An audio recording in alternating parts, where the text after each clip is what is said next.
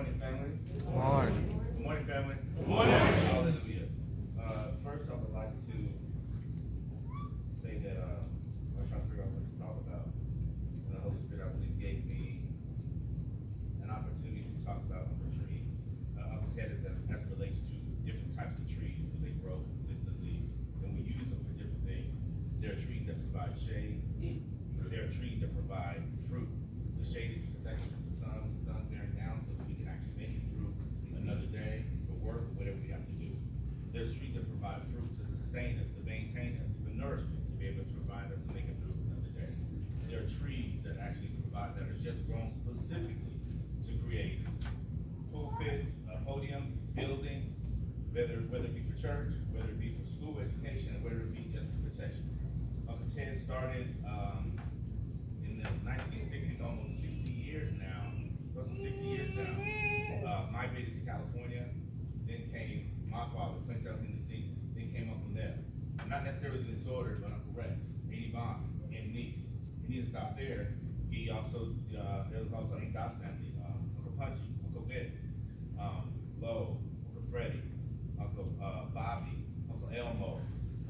They all came in the leadership of this particular man. And it takes a man to actually veer out first and everyone to come after. He came and everyone migrated, not just him, not just them, but their wives as well. After the wives and the children, after the children and the grandchildren. So it's hard to celebrate a man in just 2 to 5 minutes who has actually left his stead from his family, migrated to California, pulled his family with him, their wives, their family, and actually now what you see is a fruition of everybody that actually success and follow him in that particular stead. I remember a time where he knew people from the streets where somebody broke into my dad's house and he was telling them next day, let's stop back at my dad's house. I remember Dr. E.B. Hill told him that because he honored his man of God, that he would be blessed all the days of his life. He gave money, he gave food, he gave cars. So his giving was not in vain, it was consistent with everything that was in his heart through his living that he started in Wilson, Texas.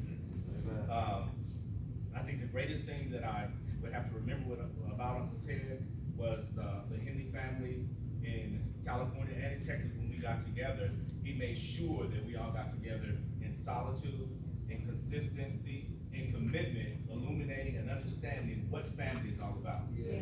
So I end today by charging most of you and some of you that if you hear something today about Uncle Ted, if you remember something today about Uncle Ted, or if you don't know him but you're reading the program, take that nugget and use that nugget to be able to go on another day and grab a hold of something that you can actually use about this man. That's my charge to the congregation. My challenge to the Henley family, the infamous and unique Henley family, we have an opportunity to uphold this legacy. This man has created a legacy like no one else actually can. He stepped out and no one else actually would. And I end by saying this and paying homage to a woman who may not have understood, who may not have agreed, but stood by her husband on a consistent and constant basis.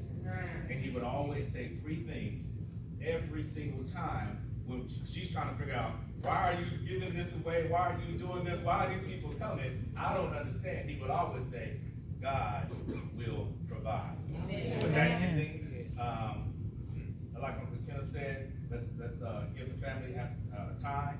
And I am so happy to be a part of the Henley family. There is no other family like it. I thank you for the opportunity, and God bless you.